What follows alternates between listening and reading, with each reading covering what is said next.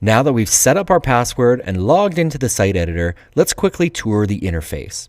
We highly recommend using Google Chrome as your browser for editing, as it's far superior to other browsers when it comes to using online applications like this. One thing to note is that your interface may not look exactly the same as mine. It's possible for you to have more or less menus depending on the site design and the editor settings.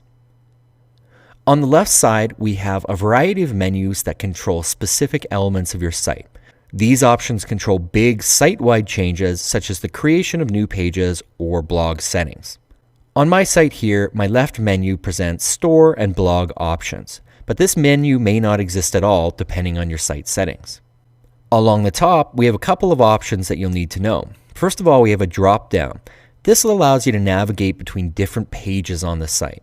So if I click the drop-down and I select the studio, it's going to bring us to the studio page on our website, and from there we can make edits. We can also select an individual device and edit that layout.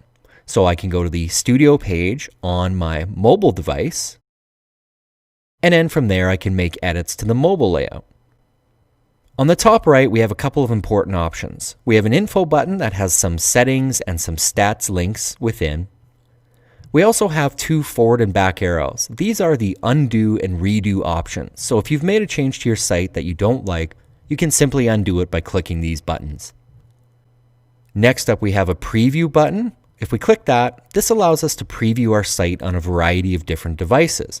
You can see that the menu here changed, and we could click to preview on our desktop device, our tablet, our mobile and different variations of mobile devices such as iPhone or Android, or we can view our site on all screens at one time.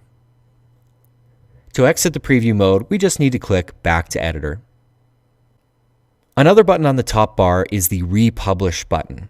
Basically what this is going to do is push any changes that you've made to your site live on the web. So you can make as many edits as you want to the site and nobody's going to know until you republish the site. When you're happy with those changes, just click the republish button. You're going to see this box appear, and once it's done republishing, all your changes will be live on the web. Let's close this window.